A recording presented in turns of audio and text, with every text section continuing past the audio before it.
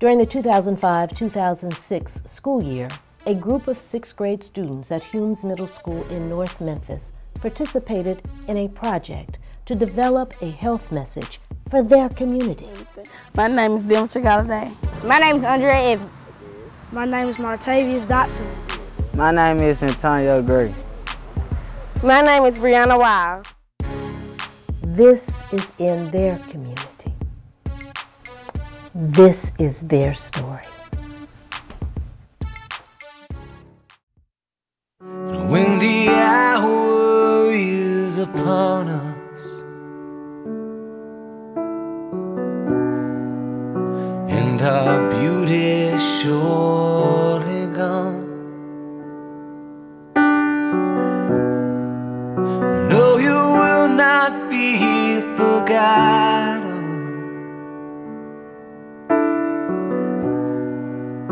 and you will not be alone. Few communities have experienced such dramatic changes over the short period of time as North Memphis. This is the story of North Memphis neighborhoods trying to create a healthy community. It is a story of contrast and change, the contrast that exists between the various neighborhoods and the changes that have impacted individual lives. This story is told by the people who live, work, and play in North Memphis. No, you will not be alone.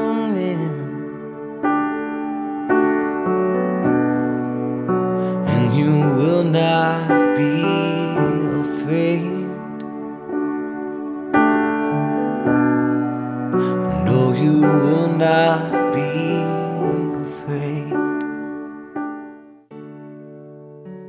North Memphis was once a thriving community with retail establishments, businesses and industry, civic centers, and social interaction.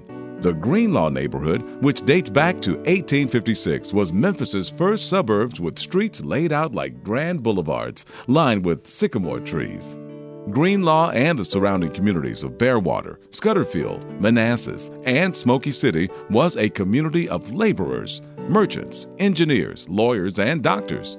Their ethnicity was as diverse as their professions: African Americans, Irish, Germans, Italians, and Jews.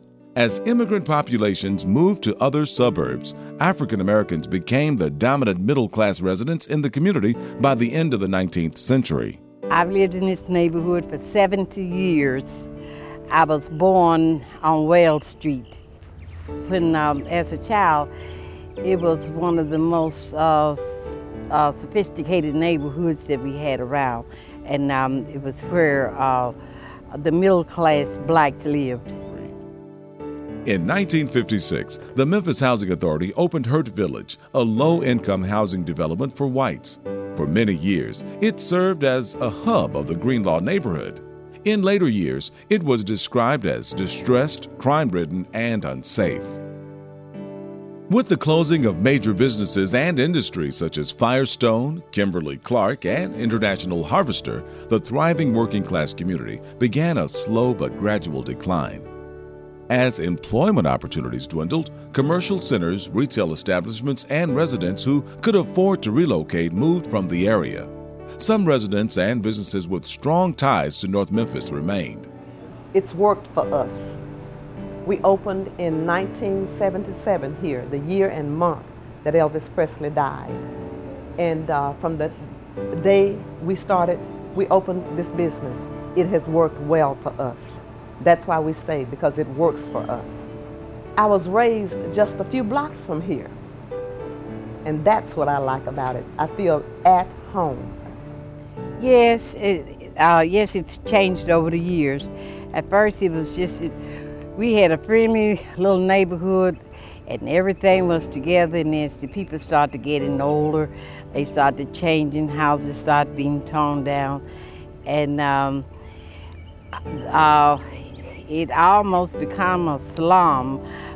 I'm a member of the Bigfoot Center here, and I attend church in the neighborhood, and when we have the Washington Park homecoming, I always go there, and I always participate in Manassas High School functions. In 2002, the City of Memphis was awarded a $35 million Hope 6 grant from the Department of Housing Urban Development. Levered with additional funds from public and private sources, efforts began to revitalize North Memphis and build a new mixed-income neighborhood. Hurt Village was demolished and the Greenlaw neighborhood was officially renamed Uptown. It is real nice in this neighborhood so far. It's a whole lot better than Hurt Village because I was living in Hurt Village. It's a whole lot better. Oh, they are real nice, but I just can't afford that price. I moved into this house here in Uptown a little over a year ago, about a year and a month ago. I chose to build a house here in Uptown because the neighborhood was being rejuvenated, and I thought it'd be a good investment. And also, I love living downtown, but yet this neighborhood offered an opportunity to build my own house and live downtown as well. I love the community. A lot of the neighbors are really wonderful. We get together a lot. There's a get together tonight for some of the ladies who live in the neighborhood. We all look out for each other and watch after each other's houses. And basically the location is the best part of it, just living downtown. In contrast, and only blocks away, there is visible despair and disrepair. Many of the area's historic homes have been demolished or lost due to abandonment, fire, or neglect. In addition to the hundreds of vacant lots and abandoned houses in North Memphis, many of the existing structures are substandard and in need of repair. Unhealthy communities have drugs, thieves, killers, vacant houses, and homeless people. An unhealthy community is not good for your life. It is not fun or cool. The community stays dirty with trash on the ground. Today, North Memphis is a cluster of neighborhoods that lack a sense of community and cohesive social networks. According to Robert Putnam, author of Bowling Alone, there is a decline in civic engagement in America's society. Social isolation and not knowing your neighbors is a community. Perhaps it is the lack of social networks that has contributed to the decline in personal and community health in North Memphis. How does one define a healthy community? A healthy community is a clean place. There is no shooting, fighting, smoking, drinking, or gambling. It has hospitals, churches, schools, community centers, jobs, stores, and pretty apartments and houses. People are good and keep the community clean. How does one create a healthy community? I think that a lot of our community partners need to come together as a whole so that we can sit down and talk about ways that we can help improve with our kids. As we look at our news and look at the commercial appeal, we see that many of our kids are dying each and every day. So I think some of the things that we need to do is come together as a whole and talk about those things that we think that we can get our kids interested in so that we can keep them off of the streets. I like this community because it has a diversity of people. It has old people, it has young people, it has new houses, it has old houses, it has new businesses, it has old businesses. It has a flavor of a good old-fashioned town, but yet it has a newness about it that gives hope and renewal. Well, some things I would like to see improve in the neighborhood would just be all the negative press that the media gives on this neighborhood. I think we have some wonderful citizens in this neighborhood, and I just would like to see them cast in a positive light more often. Well, I think the school can help to improve the neighborhood by becoming a hub for the neighborhood, a safe haven for the children, as well as a place where they can come, learn, and grow in a safe environment and a healthy environment. So they will create better students that can model the types of behaviors in the neighborhood that we're looking for. My vision for the neighborhood is just to have a paradigm shift and to have a sense of pride and hope in who they are and what they do.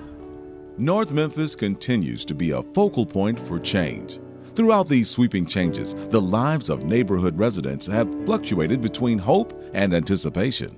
Community is not just a place. It is a series of day-to-day, ongoing interactions. The practice of community must extend beyond neighborhood boundaries, race, age, and income. It must represent a concerted effort between residents to rebuild, reclaim, and revitalize the area. Although city officials and developers can be heralded for providing the infrastructure of community, it is the people who live, work, and play in North Memphis who will shape and define a healthy community. I've lived in North Memphis for 4 years this July, And I moved here because it was close to work, and I love old houses, and it was downtown, and it was affordable for me. There was a lot of violence when I first moved here about 4 years ago. It has decreased a lot, and that's one of the good things about more people moving here and getting to know each other, because we're working together. We have a great neighborhood watch, and it's definitely decreased quite a bit. What can you do? What can you do? What can you do? What can you do to create a healthy community?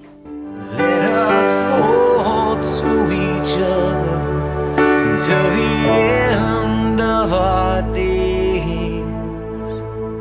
This is a call to action. You can reach us on the web at hipcommunities.org or call 881-6013, extension 125.